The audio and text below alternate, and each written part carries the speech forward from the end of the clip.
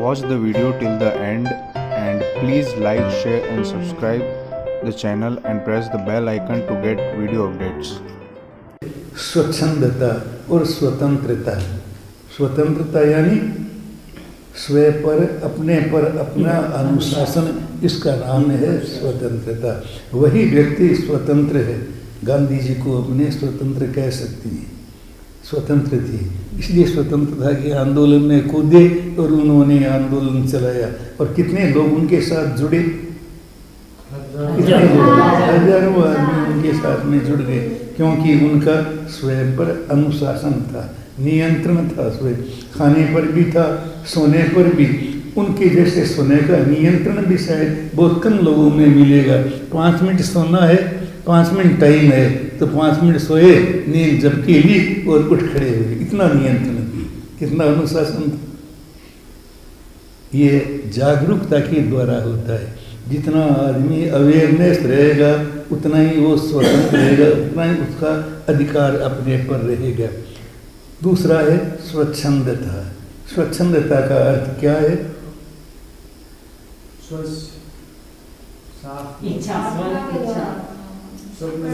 स्वच्छंदता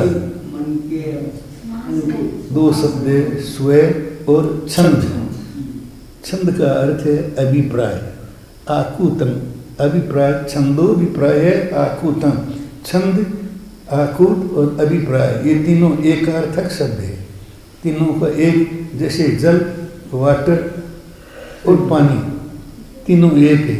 वैसे ही छंद का अर्थ है छंदोभिप्राय आकुतम। छंद यानी आकुत, अभिप्राय। कहते हैं आपका अभिप्राय क्या है, यानी आपकी इच्छा क्या है, आपकी क्या भावना है, तो उसका नाम है छंद। तो स्वयं छंद यानी मन की इच्छा, आपका अभिप्राय। स्वयं यानी आपका अभिप्राय क्या है, आत्मा का अभिप्राय क्या है। तो स्वच्छंद यहाँ क्या अर्थ है? अर्थ तो वही है, अर्थ तो यही है, अभिप्राय है। लेकिन अभिप्राय को हम इतना पकड़ लेते हैं कि मेरा अभिप्राय ये है, मैं चेतन हूँ या अचेतन हूँ, तो अचेतन को अपने चेतन मान लिया, ये अभिप्राय बना लिया। जो अपना नहीं है उसको अपना मान लेना, ये है अभिप्राय। तो स्वच्छंद का अर्थ क्या है? अपनी मनमानी, अपनी मनमानी, अपनी इच्छा के अनुसार चलना। एक है गुरु की इच्छा से चलना, भगवान की आज्ञा के अनुसार चलना और शास्त्र की आज्ञा के अनुसार चलना। एक है अपनी इच्छा के अनुसार चलना, अपनी इच्छा के अनुसार। अपने तप करते हैं, किसकी इच्छा के करते हैं? अपनी इच्छा से करते हैं, शास्त्र की आज्ञा से नहीं करते हैं, भगवान की आज्ञा से नहीं करते हैं। अपना मन हो गया, आज नौकरसी करनी है, अब अपने को क्या करना है? रोजाना नौकरसी करते हैं, नहीं रोज करते हैं नौकरसी, रोज नौकरसी करना, ऐसा एक नियम बना लिया। नियम अच्छा है, ऐसा नहीं है खराब है। न कोई ऐसा, ये कोई नहीं कहते हैं, न भगवान महावीर कहती है, न कोई साधु कहते हैं तप मत करो, नौकार से मत करो, पोर से मत करो, बेआसना या मत करो, उपवास मत करो, ऐसा कोई नहीं कहती है। करना चाहिए, लेकिन उसके पीछे जो रहस्य है वो रहस्य भी समझना चाहिए। शास्त्र तप करने की बात कहती है, लेकिन रहस्य आपको कहाँ मिलेगा? इसलिए एक शब्द और है, गुरुगम। गुरुगम, हर चीज गुरुगम है। शास्त्र आपको सारी बात कहती हैं, लेकिन गुरुगम की चाबी है वो गुरु के पास रख देते हैं, वो चाबी नहीं वो देते हैं। श्रीमद जी ने एक बात कही है कि भक्ति और मुक्ति, ये दो बात है। गुरु आपको क्या दे सकते हैं? मुक्ति दे सकते हैं। परमात्मा क्या देती हैं? मुक्ति देती हैं या भक्ति देती हैं। भक्ति नहीं देते, मुक्ति कहते हैं मैं मुक्ति नहीं दूंगा, मैं भक्ति दे सकता हूँ लेकिन मुक्ति नहीं दे सकता। मुक्ति यानी मोक्ष। भक्ति मुक्ति है, वो मोक्ष भक्ति की दासी है। भक्ति की दासी है। मुक्ति यदि आप भक्ति करोगे तो मुक्ति मिलेगी, भक्ति करोगे तो मुक्ति मिलेगी। भक्ति का मतलब हाथ जोड़ना इतना ही नहीं है। भक्ति का मतलब खड़ा हो जाना सामने गुणानुवाद करना इतना ही नहीं है। भक्ति यानी परमात्मा के साथ एकता, परमात्मा के साथ एकता। गुरु की भक्ति यानी गुरु के साथ एकता, धर्म के साथ तन्मयता, तो वो भक्ति होगी। तन्मयता होगी, प्रेम होगा गुरु के प्रति, परमात्मा के प्रति, उसका नाम है भक्ति। और वो करेंगे तो आपको अपने आप सब मिलेगा। परमात्मा के प्रति प्रेम होगा तो भक्ति, ज्ञान, दर्शन, चारित्र ये सब आ जाएंगे। पहला क्या है? भक्ति है। तो कहती है भक्ति तो दे देती है गुरु, पर मुक्ति नहीं देती। भगवान या संत गुरु आपको क्या देती है? मुक्ति नहीं देती। भगवान कहती है मैं मुक्ति नहीं देता। श्रीमद जी ने कहा मैं मुक्ति नहीं देता, लेकिन भक्ति दे देता हूँ। क्यों? भक्ति बड़ी है, मुक्ति बड़ी है? भक्ति बड़ी है। भक्ति से मुक्ति तो मिलेगी। भक्ति है वो मुक्ति की दासी है, यानी वो तो आएगी। भक्ति होगी तो मुक्ति आएगी। तो इसलिए मुक्ति और भक्ति, तो ज्ञान, दर्शन, चारित्र ये तीन आत्मा के मूल गुण हैं। तीन आत्मा के मूल गुण हैं। इनको प्राप्त करने के लिए क्या करने का है? समर्पण। भक्ति भी करने की है। सुनना ये भी भक्ति है। एकाग्र होकर सुनेंगे तो ये भक्ति है। तो अपने बात चल रही थी मूल मार्ग की बात चल रही थी। भगवान का मूल मार्ग क्या है? सम्यक दर्शन, सम्यक ज्ञान और सम्यक चारित्र, ये है मूल मार्ग। अब इस मूल मार्ग से यदि अपने भटके हुए होंगे तो अपने को मोक्ष नहीं मिलेगा। तो पहले क्या करना चाहिए? इसलिए कहा है कि मूल मार्ग पामुआ करो, अखंड सत्संग करो, और सत्संग के द्वारा ये अपने मूल मार्ग की प्राप्ति होगी। तो दो चीजें उसे छोड़नी होगी, एक तो स्वच्छंदता और एक प्रतिबद्धता। अपने बुद्धि के अनुसार करती हैं, अपने बुद्धि को छोड़ देना चाहिए, अपनी मति को छोड़ देना चाहिए, अपने विचारों को छोड़ देना चाहिए। किसको महत्व देना चाहिए? परमात्मा को महत्व देना चाहिए, भगवान की आज्ञा को महत्व देना चाहिए। इसलिए भगवान महावीर ने कहा है आना ये धम्मो, आना ये तपो। मेरी आज्ञा में धर्म है और मेरी आज्ञा में तप है। आज्ञा के बाहर कोई करता है तो धर्म भी नहीं है, और आज्ञा के बाहर करता है तो कोई तप भी नहीं। आना ये धम्मो, किसकी आज्ञा में धर्म है? भगवान की, परमात्मा की, शास्त्र की जो आज्ञा है उस आज्ञा के अनुसार करना धर्म है, और उस आज्ञा के अनुसार करना तप है। तो काली स्वच्छंद ने प्रतिबंध है।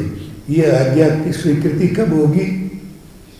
स्वच्छंदता, प्रतिबद्धता। जब अपने स्वच्छंदता छोड़ेंगे तब होगी। अपने बुद्धि से काम में लेंगे तो काम नहीं होगा। बुद्धि किसकी चलनी चाहिए? गुरु की चलनी चाहिए, परमात्मा की चलनी चाहिए। अपने किसकी चलाते हैं? अपनी चलाते हैं। बस यही है। ये खतरा है तो यही है, और कोई खतरा नहीं। कहती हैं डेंजर है, तो ये डेंजर है। यहाँ ये खतरा है कि अपनी बुद्धि काम में लेती है, गुरु की बुद्धि को काम में नहीं लेती।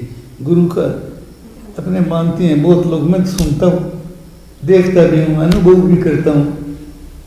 महाराज जानते नहीं, तो महाराज नहीं जानते हैं, आप जानते हैं भाई, आप जानते हैं। मूल बात तो है। तो ये है, ये क्यों है कि अपनी बुद्धि आ गई वहाँ, अपनी बुद्धि आ गई। गुरु की बुद्धि नहीं है, परमात्मा की बुद्धि नहीं है, शास्त्र की बात नहीं है, अपना काम है। तो इसलिए कहे स्वच्छंद, यानी अपनी मन मर्जी से करना। मन हो गया उपवास कर लो, मन हो गया एकासन कर लो, मन हो गया व्यासन कर लो, मन हो गया ये कर लो, ये मत खाओ ये खाओ, ये सारी मन का खेल है। ये सब बंद कराता है। तो वहाँ मन नहीं चलना चाहिए। स्वच्छंद का अर्थ है अपनी मनमर्जी से कुछ नहीं होना चाहिए। और प्रतिबद्ध अपने बंधे हुए हैं किसमें? मंदिर में। वो कहते हैं, इसने कहा मैं मंदिर मार्गी हूँ। किसने कहा? संप्रदाय में बंधे हुए।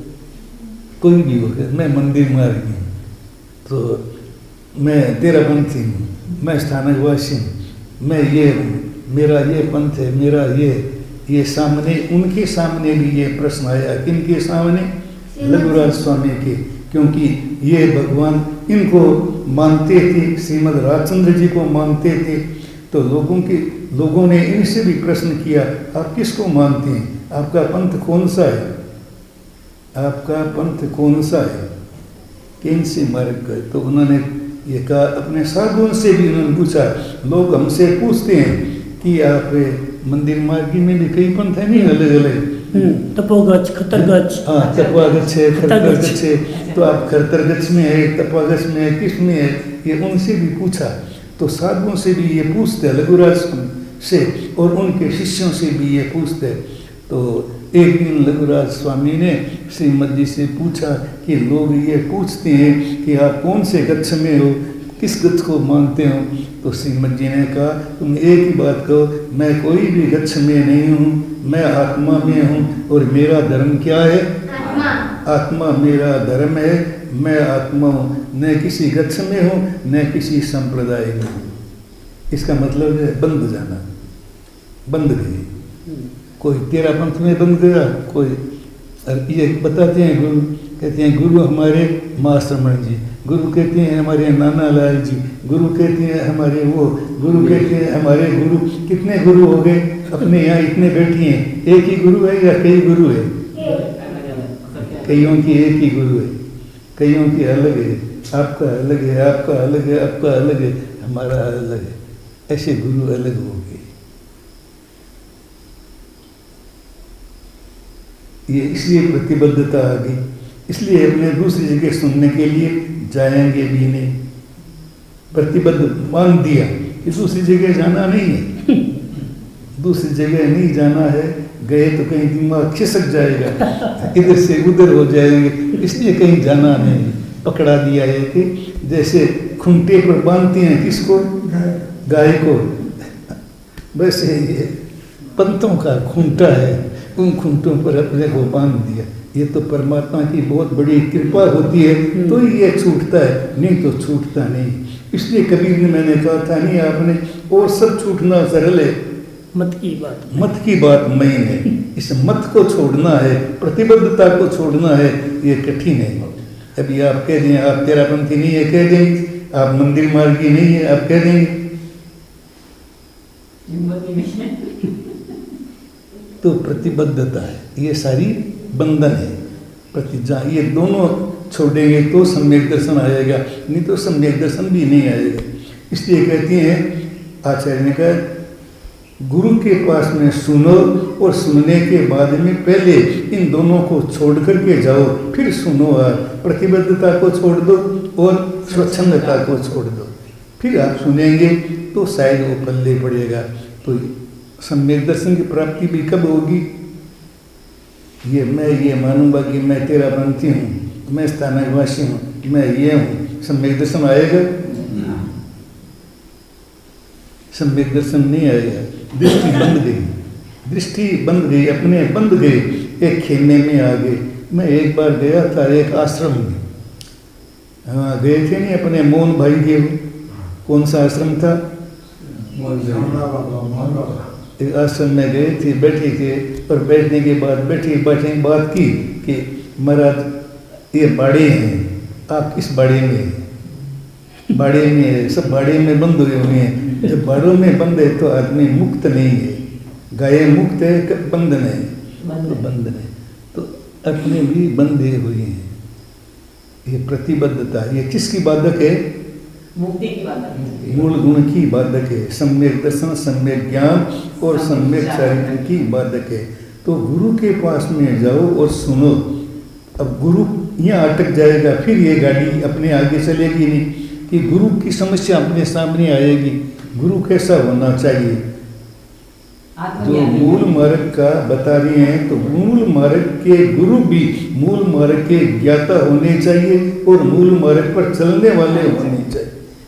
मूल मार्ग पर चलने वाले नहीं होंगे, इसलिए इन्होंने ये बल देकर कहा है, क्योंकि इन्होंने कोई पंथ नहीं था, कोई संप्रदाय नहीं था, ये जानते थे इसको कि इनमें नहीं होता है, तो फिर इनकी चेतना इतनी ऊंची हो गई, वो पंथों से बाहर हो। और अपने शिष्यों से भी कह दिया कि न तो अपने खरतर, न तपा, न कोई ये कुछ नहीं है, अपने केवल आत्मा में है। अपना धर्म क्या है? आत्मा धर्म है, आत्मा में रहना, अपना संप्रदाय जो भी कुछ कहो आत्मा है। तो ये मूल मार्ग की बात है। तो कहा है मूल मार्ग के लिए ये दो प्रतिबद्ध है, दो बंधन बड़े हैं, एक है स्वच्छंदता और एक है प्रतिबद्धता।